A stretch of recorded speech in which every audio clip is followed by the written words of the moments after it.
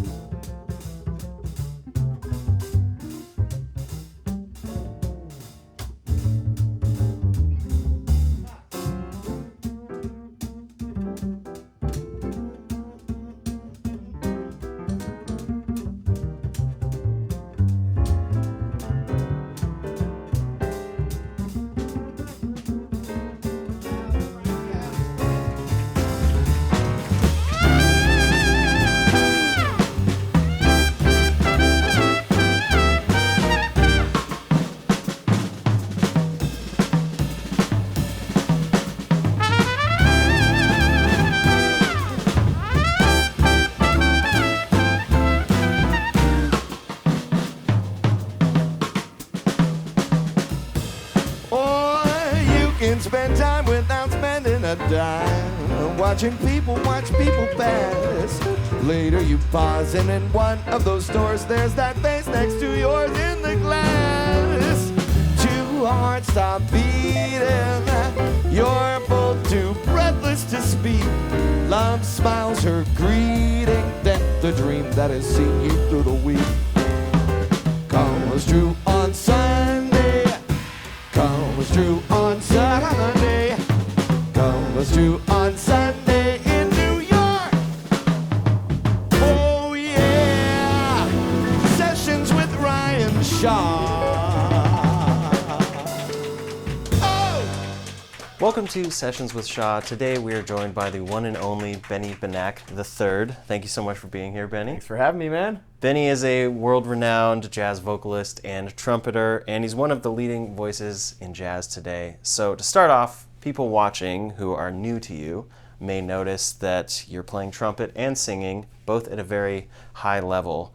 Can you break down a little bit of your history for each of those different pursuits? Yeah, so we're broadcasting from Vegas, right? And this weekend here, I've actually had both of my parents in the room at the gig. In fact, my dad is playing tenor saxophone on the gig. So I'm Benack III, and the reason why we go with the nomenclature is because my dad, Benny Benack Jr., plays the saxophone. His dad, my grandfather, Benny Benack Sr., in Pittsburgh was a very prominent trumpet player. So you need the second and third and junior to tell which jazz Benny Benack you're talking about. Mm-hmm.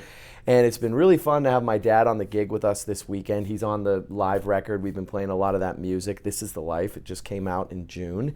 And my mom is a music theater professor at the Carnegie Mellon School of Drama in Pittsburgh. So singing came first, growing up in church, and then started on piano. Didn't really lock in, didn't really get too serious about it. And then maybe second grade, 8 or 9, they put one of my grandfather's cornets in my hands. I didn't even start on a trumpet. Cornet was a little smaller for a young tyke like I was. And once I started the trumpet, that was when I kind of got a little bit more serious about practicing and took the craft serious. To this day, it surprises some people, but I really have put my 10,000 hours into the trumpet. And vocally, singing, even though my mom is a renowned vocal teacher and she tells me all the time I need voice lessons, I'm kind of naturally trained with that stuff. Then the trumpet is like very meticulous.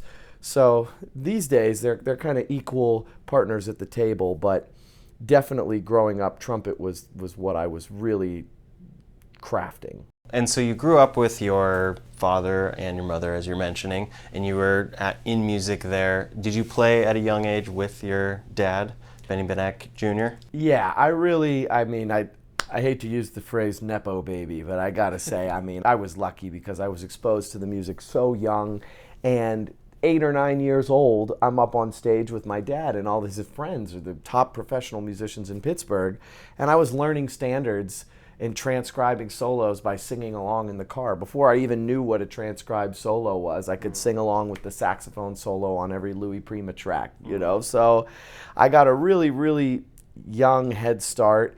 And also Pittsburgh, for the size of the city it is, we always say it kind of punches above its weight class for this sort of Midwestern, East Coast small town, but there's a lot of culture there, a great jazz scene. So many great jazz musicians came from Pittsburgh. And even now, growing up, it was a great scene to kind of cut your teeth. It prepared me for when I got to New York City for college and moved there. It wasn't like a deer in headlights because I could go out and hear Roger Humphreys, who played with Horace Silver, or Sean Jones was living in Pittsburgh and teaching at Duquesne University at the time. He was playing with Lincoln Center on the weekends in New York. So I got exposed to the very highest level of the music when I was really young, and I got serious about it from a really young age. So I feel like I got a head start in many ways. Do you think there was kind of a moment that you transitioned from it being kind of the thing you grew up with to being your own thing that you wanted to do yourself? Man, I think so many people struggle as talented artists with, they get to that certain point of their lives, it's time to go to college, you're trying to decide, should I pursue music or should I, my parents want me to be a lawyer, or, maybe I'll do a minor in music or what have you. And I really feel so privileged that there was never an epiphany. There was never a moment where I was tossing and turning in bed saying, what should I do? It was like this foregone conclusion from the time I was 6 years old that this is what I was kind of put here to do. And not to say that I didn't apply myself in my studies growing up, but I remember having conversations like getting ready for the SATs or the ACTs, and my parents are like, you got to be taking this AP history course. And I'm like, guys, we know I'm going to music school. What are we doing here? Like, they're not checking SAT scores at Juilliard, okay? I'll be all right. And, I feel like it's been really very charmed path, and I've had so many great mentors and people that showed me the way. And now me and you, we're kind of reaching Unk status where there's a generation of younger cats behind us. We've been playing here in Vic's in Las Vegas all weekend, and every night there's like a half dozen students that show up to play. And, you have your mentors, Jeff Hamiltons of the world. Like, we remember what that was like being at that age and being asked to get up and sit in on a tune and what that means to a young musician. So it's fun for me now to sort of be transitioning into this role where like we can be a mentor for someone else. Yeah. And that's one of the pleasant things about getting a little bit older as we are.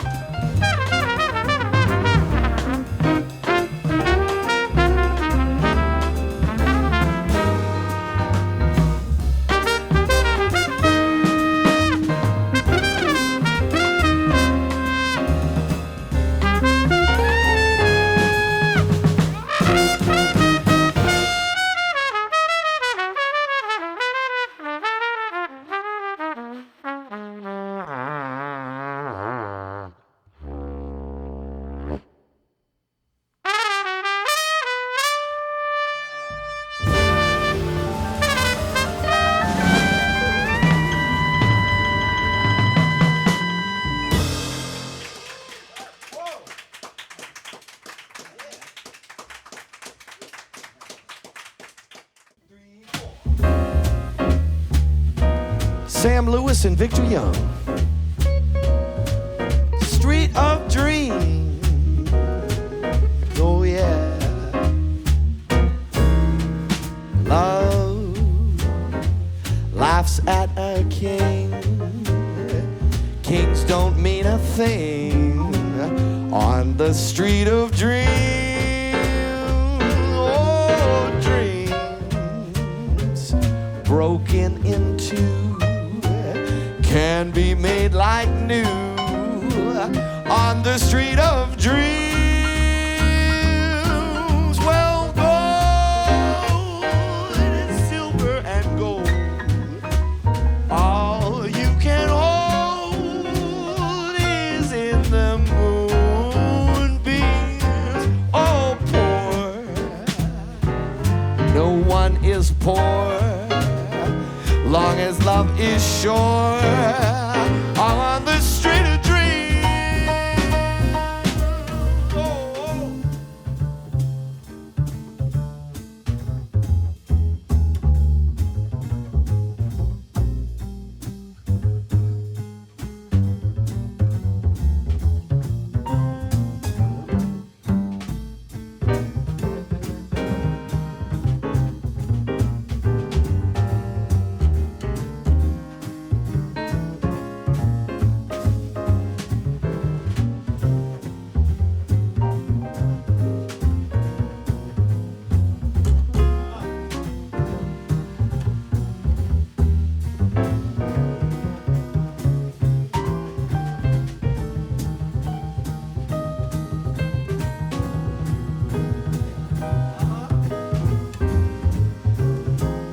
One and only Mr. Alex Frank on the bass, everybody.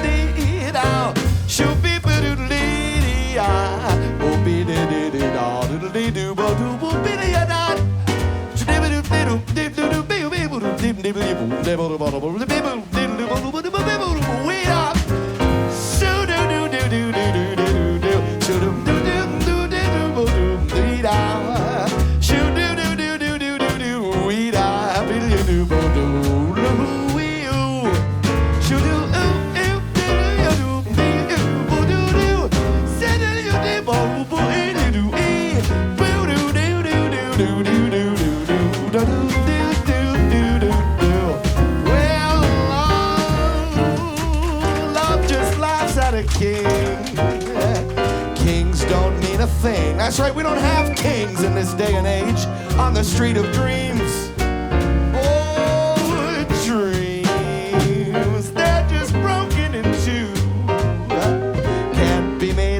new on the street of dreams. Well, gold is silver and gold. All you can hold is in the moonbeams. Poor, no one is poor, long as love is sure. On the street of dreams, on the street where you live, which happens to be the street of dreams.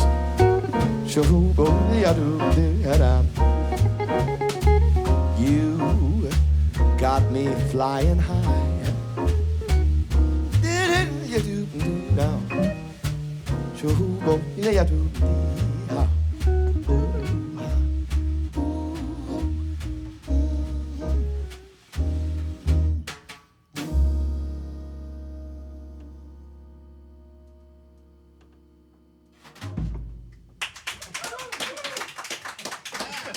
Do you approach trumpet and vocals differently, like from a phrasing approach or from your concept, or do you think it all kind of meshes into one? Like I notice your scatting is very much at a high level in the way that you're playing phrases that you probably would play on the trumpet. Does that all intermesh? Does it influence each other? How does that work? You know, I always say when it comes to scatting, it's almost like you'd rather hear a trombone player or a saxophone player who's not necessarily a vocalist, but has that vocabulary and has that language, you know, really kind of deep in their bones. And as a trumpet player that spent all that time transcribing all the hard bop, all the bebop, kind of gathering that language, when I go to sing, much in the same way you hear Chet Baker or you hear even Clark Terry, the way that he would sing, it's like Louis Armstrong. I mean, you could go down the list of all the great singing trumpeters.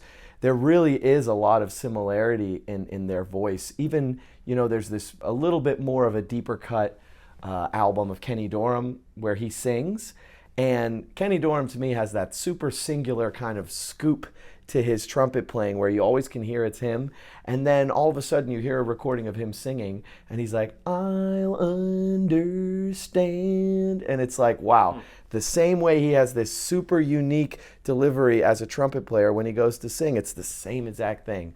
So I really do think the instrument is an extension of the voice.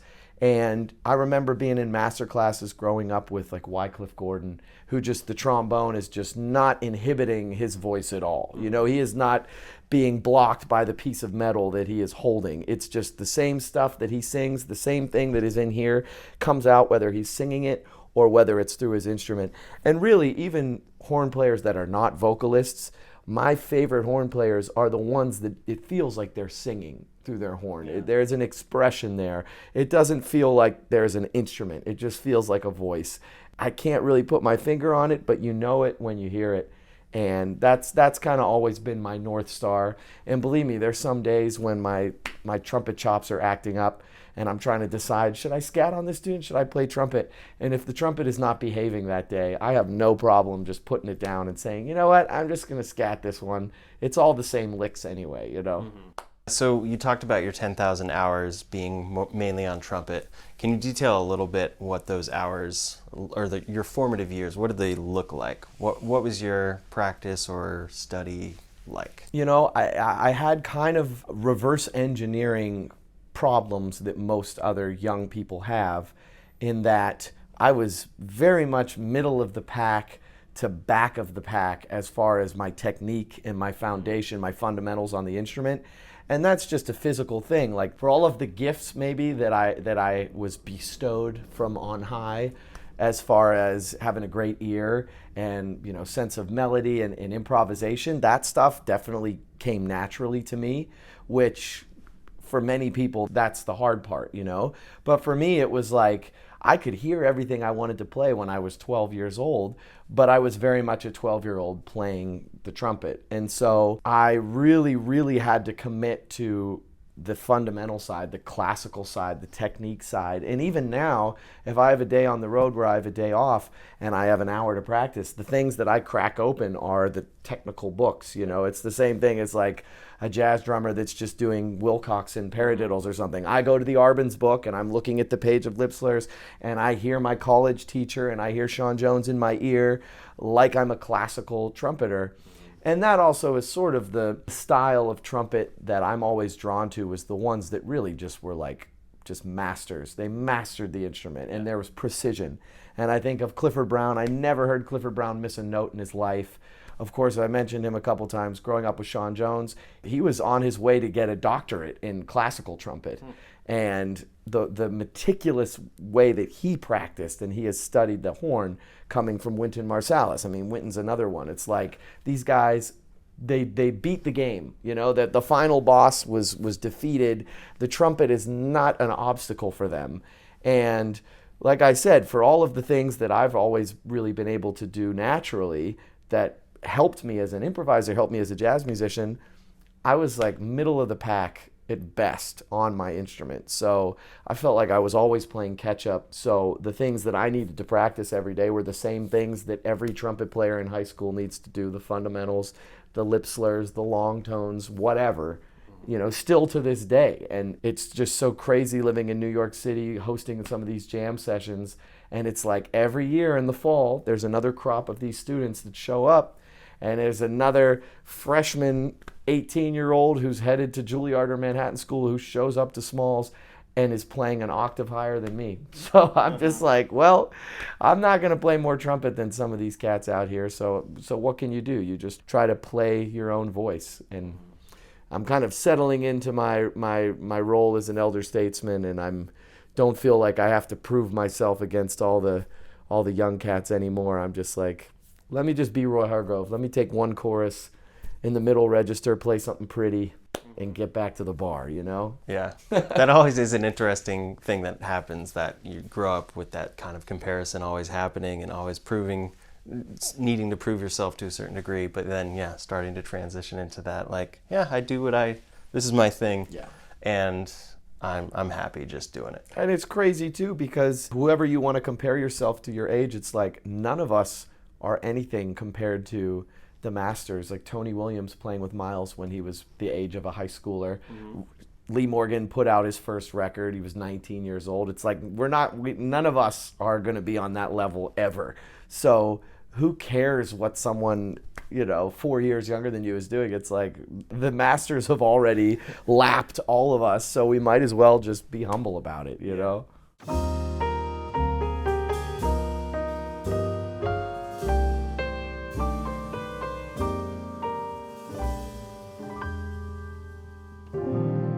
You'll never know just how much I miss you. You'll never know just how much I care.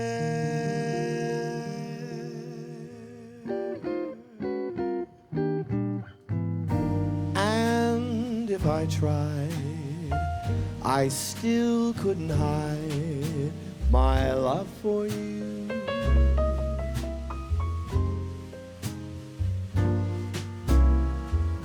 You ought to know, for haven't I told you so 1,000,000 or more times? You went away and my heart went with you.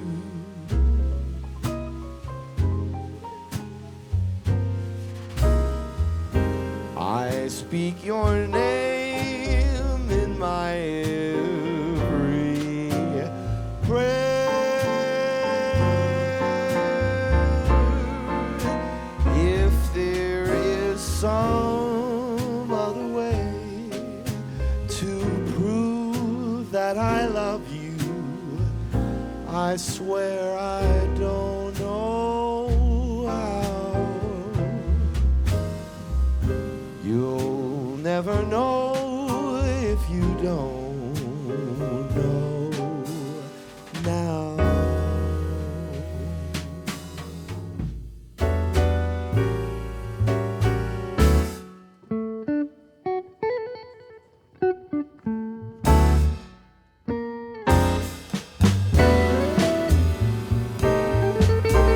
You don't know Graham Dechter by now. I don't know what to tell you.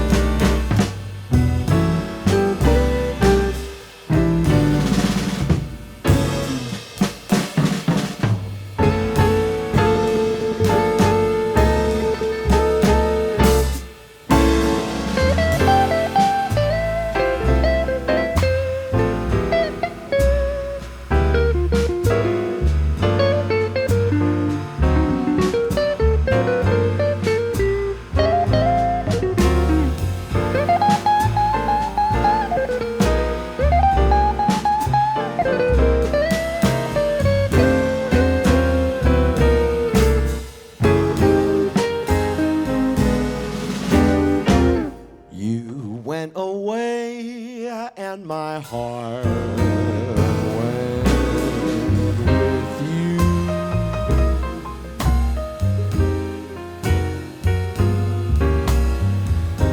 I speak your name in my every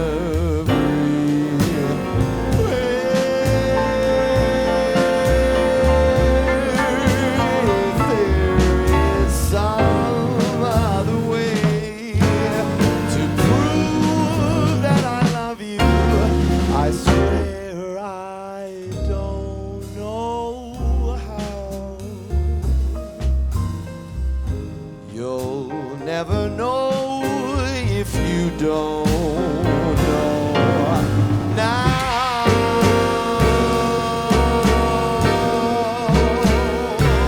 Oh, you'll never know if you don't know now.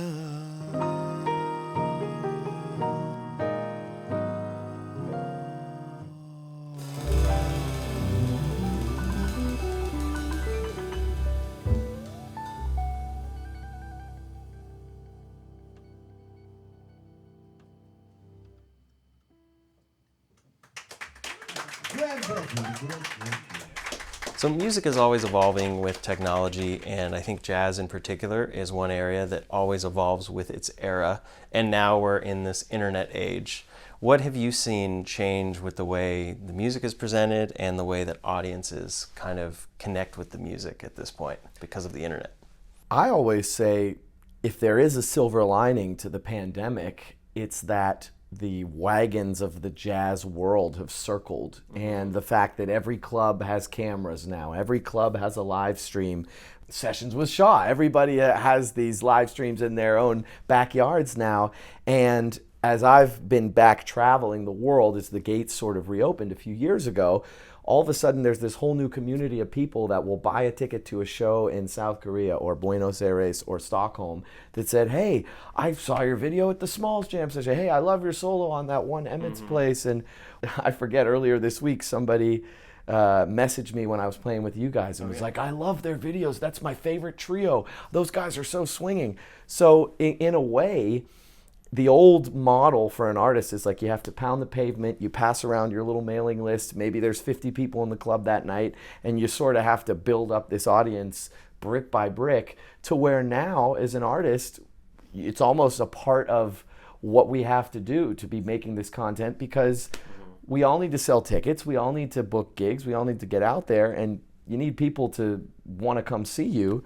And the way the internet is now, especially for young artists, they're not necessarily worried about, let me get my little mailing list and let me kind of, put up posters on the phone poles and try and get 7 people to come to my gig. It's like, let me post this video on TikTok. I might get 10,000 views, and all of a sudden you book a show and it sells out in a day. We've seen so many artists like that, even on the broader scale. You could say the Leves of the world. Even Jacob Collier started from some YouTube videos. Yeah. So it's definitely a brave new world. Social media is what it is. There's a dark side to it too, but just for us artists, it's such a tool. It's such a way to connect with an audience. And sometimes you talk to people that are like, I'm doing a detox. I'm off Instagram. I deleted Facebook off my phone. And I'm just like, oh gosh, I wish I could do that. I got 6 shows in the next 3 weeks, and they're all emailing me telling we need to sell more tickets. So I'm just like posting a ticket link, in my sleep. I wake up in the middle of the night and said, how many tickets have I sold for San Antonio next month? It's just, I view it a little bit as a necessary evil, but I think it's also cool because there are people around the globe that appreciate this music that we dedicated our lives to. So the internet helps us find each other, and I think that's pretty cool. I agree. You post a lot, as you talked about, and so I think people see a lot of your kind of creative process and life in general as a traveling musician. But is there any piece of that you think is valuable for people to know about, but they may not see on your social media? Well, I guess it's a little bit, I do try to pull back the curtain for people a little bit, because I do hear it a lot from people that say, geez, one day it looks like you're in Japan, and then the next day you're playing in New York, and then I look again, and then all of a sudden you're in LA. It's like, how do you do it? There is an element of kind of be careful what you wish for, where of course every musician, I should be so lucky to be talking about how jet lagged and exhausted I am all the time, because people are flying me around the world to do what I love. So would not trade it for anything in the world. But I think with a lot of our friends, you guys just got off the road with Jeff Goldblum's band for a month and a half. It's like when you're on those long runs, those long stretches, you don't know if you're built for that lifestyle until you get out there and do it for 5 weeks straight. And what happens with a lot of great artists, a lot of people we know, they say, you know what? I like my own bed. I like a routine. I feel better when I get sleep. And I don't want to be on the road for 350 days a year. And then you have like the Chris Bodys of the world who like live in a hotel their entire careers, and people have that fulfillment. They get energized from that. I'm sort of that type of person, but at the same time, it's like I do sort of warn people that are like, I want to be doing what you're doing one day. I'm like, well, I don't know if drinking, 14 cups of coffee a day is exactly what the doctor ordered, but when you travel like me, that's kind of the only way to get through the day. So I wouldn't trade it for the world, but I do think sometimes people, so you see the glamorous side of it on the Instagram stories, and then you do the math and you're like, when did he sleep in the last 72 hours? And I'm like, great question.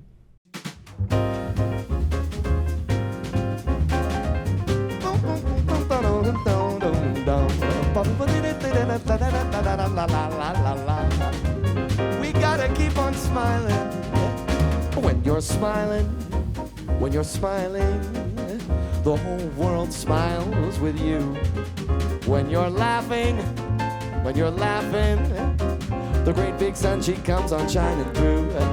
But when you're crying, oh, you bring on the rain, so stop your sighing. Be happy again. When you're smiling, the whole great world, she smiles with you. Oh, when you're smiling, darling, when you're smiling, the whole world, she smiles with you. When you're laughing, when you're laughing, well, the great big sun, she comes on shining through. But when you're crying, oh, you bring on the rain, so stop your sighing. Everybody, come on, be happy again. When you're smiling, well, the whole world, she smiles with you. Put a smile on their face.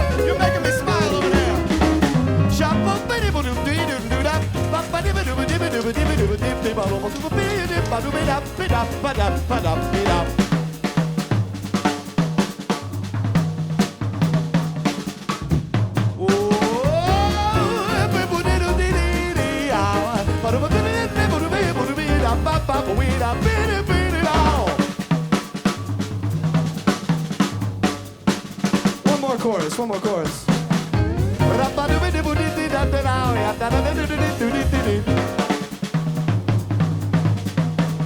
Kiss me once and kiss me twice and kiss me once again. It's been a long.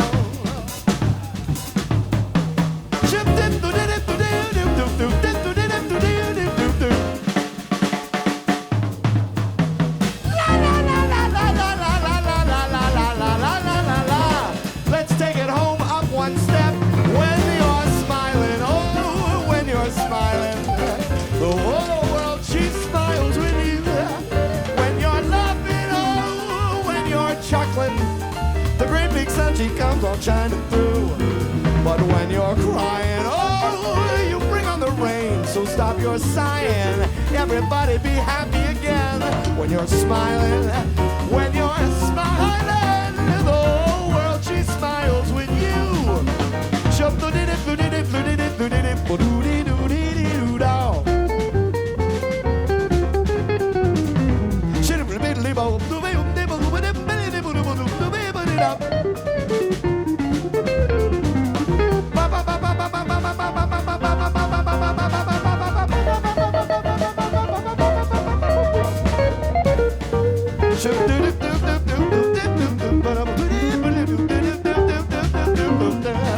The whole world she smiles, whole great world she smiles, the whole darn world she smiles with you. Oh yeah!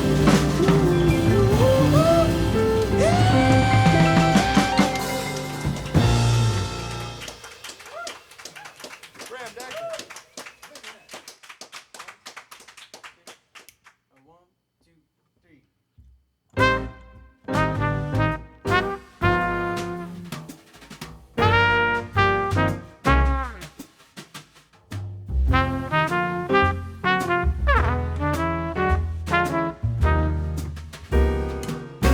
I just gotta confess, I'm the one who cared less. We had some fun, but now it's done. Love had its day, so why waste a bouquet on a tired cliche? You gave your all, I didn't fall all the way. Though I adore what we explored there on the shores of paradise, I sailed away, 'cause I had to be me. Let my spirit run free, and now your ghost haunts every lonely memory. I was the one who needed no one. Now there's no one I can call, and the one who cared less will be missing you most of all.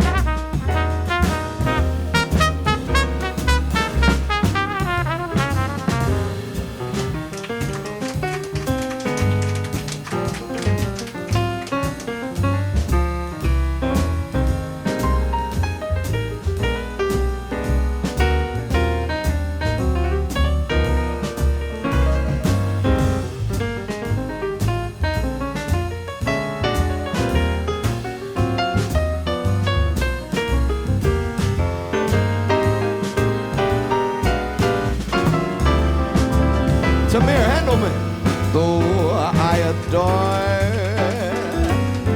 everything we explore there on the shores of paradise. I sailed away 'cause I had to be me. I had to let my spirit run free. And now your ghost haunts every lonely memory. Oh, I was the one who needed no one. Now there's no one I can call when the party is done. I'm just a party of one, looking for the one I'm missing most of all.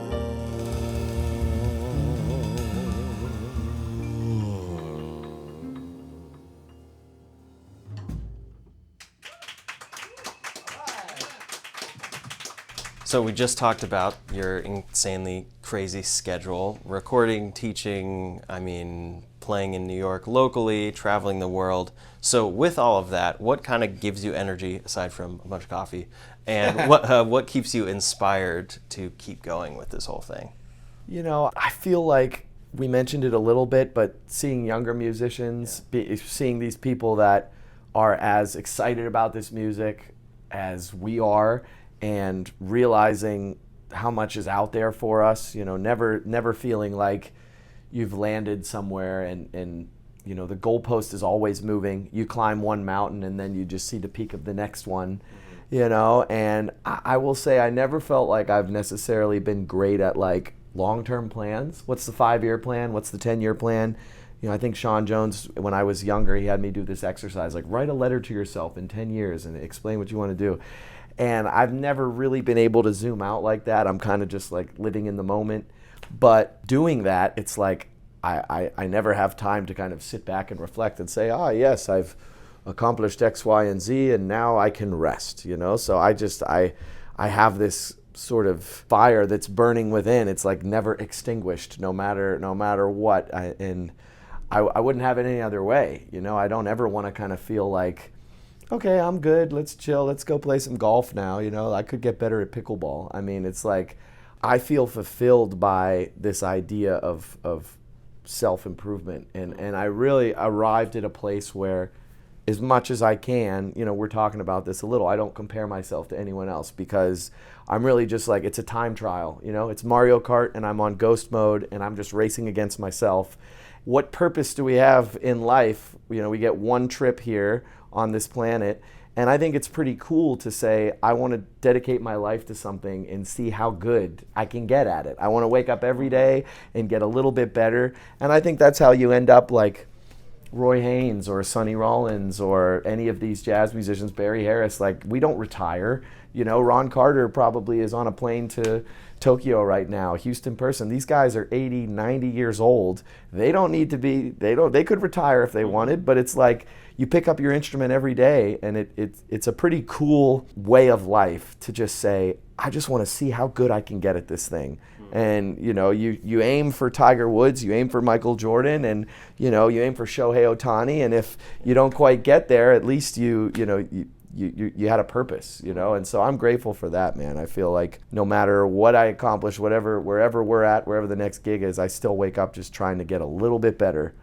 I picked an instrument that is incredibly humbling, so you never feel like you're satisfied on the trumpet, I'll tell you that. Yeah, that whole idea that you're talking about reminds me a lot. We just did this event with Jeff Goldblum, and they had a panel, and they kind of were asking him a similar thing, and he said, education and continued development is the gift of life. And yeah, thought that was great, and it sounds like you have a similar thing kind of driving your whole interest in this music. That's it, man. We should also be so lucky. I hope we're all Jeff Goldblum's age, and we figured it out like he did, man. Jefformations. Jefformations. I get my daily Jefformations on Instagram.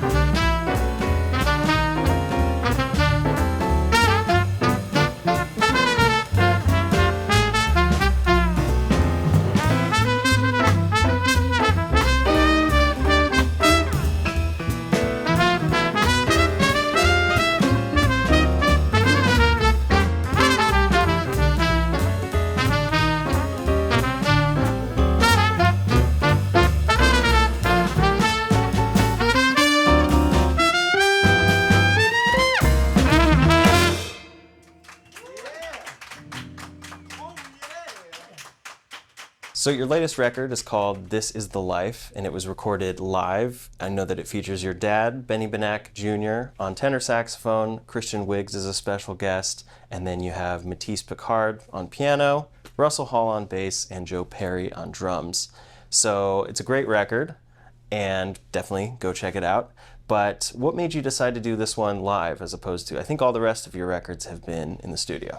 It was definitely a decision that was thinking more in terms of discography and legacy than necessarily commercial success, because everything that we know from the digital streaming world to the radio airplay to just general consumption is like a live album kind of gets sort of put off into its own category. And so it wasn't like I did this record to be placed on coffee table Spotify playlist or to go #1 on the jazz radio charts.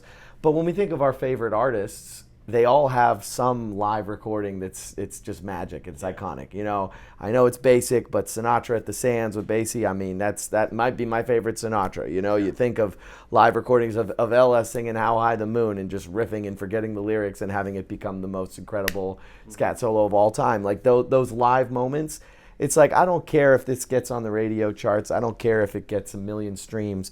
But when I look back, I want to have something to say, I did a live album. It's a test for yourself because you're like, no fixes. We can't edit it. We can't tune it. It's going to be what it's going to be. And so many of my heroes, they stepped up to the plate and they did it, you know, before it was so easy with Pro Tools to just, you know, fix everything and make everything sparkly clean. And there's definitely a few hairy moments in the album, but I think there's a little nobility in that, you know, and yeah, it's real. Yeah, and also I really wanted to document playing with my dad. It's something that he got to do with his dad, and, you know, of course, my mom was joking, now that I got one record with my dad on it, my mom is like, okay, so are you going to have me sing on the next one? That's been cool, too, with the gig we've been playing this week, to actually have my dad on saxophone, have my mom on stage singing. That's something I took for granted as a kid. And now, you know, when that happens on a gig and everyone has their phone out and people are like in tears after, they come up to me like, that was amazing, you got to do that with your parents. And I'm like, you know what? That is pretty cool. How many people can say that? Like I said, this album was sort of just about legacy and kind of having something in my discography that sort of checked off that box. Also, our mutual friend, the great Christian Wiggs, who was the producer of that album, he was really instrumental in making that happen with the Blue Llama, great jazz club in Ann Arbor, Michigan. They have their own record label for live recordings, and it came out great. You know, I'm happy with it, and in the end, for a live record, it didn't do so bad on the radio charts and the streaming. So it seems like it was a worthy cause, and I don't know. I think maybe the next one, I got to find somebody to pay for it, but I'd love to do something with an orchestra, you know? Yeah. Like all these great records. You play with Seth MacFarlane so much, and it's just like he can just snap his fingers and get a whole studio orchestra together in Capitol Studios. It's like, dang, man, I got to figure out a way to do that. So maybe that's next, you know? Benny Benack with a studio orchestra. You got to give me some LA connections, man. We got to make that happen. Yeah, let's work it out. I was going to ask you what's next for you. So is that, you talked about not really having a 5 or 10 year plan, but is a project like that maybe where you would want to go for a next record? Yeah, and there's some spaces that I look at that say, man, this would be a really nice scene to kind of crack into, and one of those is the sort of circuit of pops orchestras. Yeah. And there's a couple artists that really have the market cornered on that, and it's like, man, those are pretty cushy gigs. You fly in, you rehearse one night with the orchestra, you get to stand in front of 60 musicians, the most lush, beautiful orchestration you can imagine, in a theater full of adoring people. It pays a little better than, you know, playing cocktail hour in a hotel lobby. So those kind of gigs are nice, but you got to have a proof of concept. So if all your records are little quartets and quintets, you got to, you know, expand the instrumentation. So, yeah, I think it's something with grander orchestration could be in the works, and start to do some great pops orchestra shows. And, you know, it would be awesome to take a big band on the road. The economics of it in today's day and age are definitely challenging, but yeah. All my favorite crooners, all my favorite singers, they did it in their heyday, so that would be pretty cool too. But like I said, I'm just taking it one gig at a time and paying the mortgage every month, and beyond that, we'll play it by ear. Yeah, absolutely. So if people want to continue following you, is probably Instagram the best? I am chronically online. I'm not going to tell you what my screen time hours per day is, but it is not pretty. And yeah, Instagram, TikTok, Facebook. My website's Benny Benack Jazz. For better or for worse, it is not hard to find me on the internet. So stay tuned. And when I'm on the West Coast, I'm always hanging out with these guys. So thanks for having me, man. And we're gonna have some fun playing too.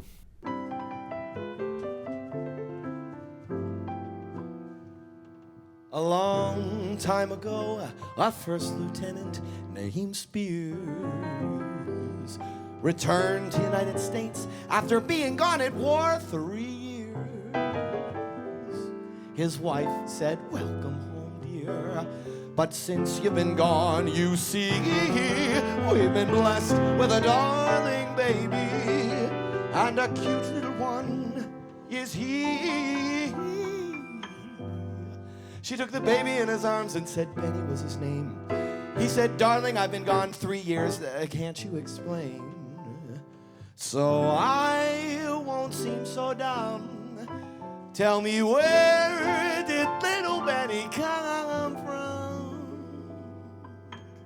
1, 2, 3, 4. Every time that he'd ask, she'd say, "Benny's from heaven."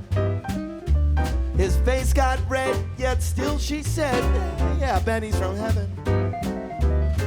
He said, "I've asked all the neighbors that to come around. Not a single soul in all of Glendora remembers little Benny coming down." Now about a silly little thing like this, ordinarily, Ryan Shaw, I wouldn't bother. But from what I know of children, they have got to have a father. And as I look at Benny, I can plainly see Benny must be from heaven, 'cause he damn sure ain't from me. Well, baby, can you help me to uncover the mystery of where this little boy has come from? I asked the butcher, the baker, the jazz web series maker, but nobody seems to give me any answers. I wandered around the town, I went door to door. I came up empty, so I'm asking you for more. I'm starting to think I'm being played the fool. How could my darling sweetheart be so cruel? I think that I'm going crazy and my mind is getting hazy now. What in the world? I know that, you know that, I know that baby isn't mine. So please help me out, or without a doubt, I'll surely lose my mind before the day is done. Maybe I'm dying, 'cause maybe I'm trying so hard to solve this mystery. Who's gonna help me solve it, boy? Come on, Graham Dechter.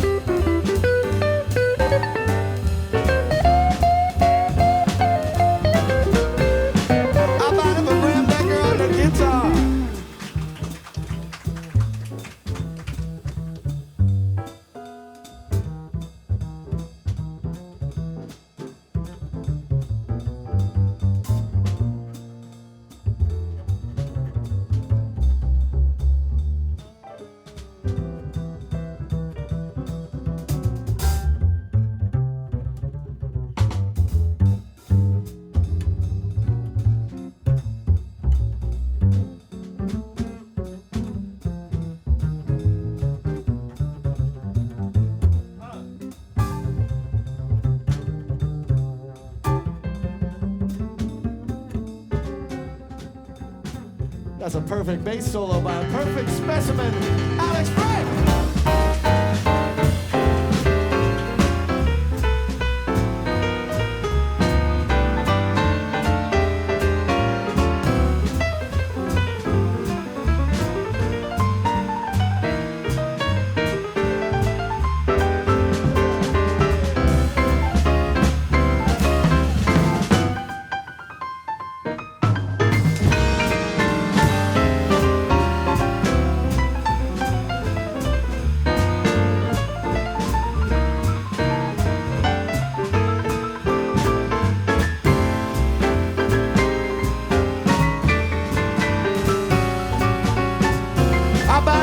terrific Tamir Hendelman. Let's take it home, ladies and gentlemen. Oh, every time I eat, she'd say, Benny's from heaven. Shooby-dooby face got red, yet still she said, oh, Benny's from heaven. He said, I've asked all the neighbors in the town that come around. Not a single subscriber to Sessions with Shaw on YouTube remembers. Coming down. Now about a silly little thing like this, ordinarily folks, I tell you, I wouldn't really bother. But from what I know of children, they have got to have a father. And as I look at Benny, I can plainly see Benny must be from heaven. He really must be from heaven. What a treat it was for me to be here on Sessions with Shaw. Graham Dechter on the guitar. You're gonna go far. How about it for our host, the one with the most on the drums, Ryan Shaw. Give it up for Ryan Shaw, everybody. Holding it down on the bass all over the place, that's Alex Frank, Alexander the Great. Oh yeah, oh yeah. The tantalizing, the terrific, Mr. Tamir Hendelman. Give it up for him, everybody. Thanks for having me, fellas. Sessions with Shaw, shibba-doo-ba-ya-doo-doo-wee. Benny must be from heaven, must be from heaven. Benny must be from heaven, 'cause he does.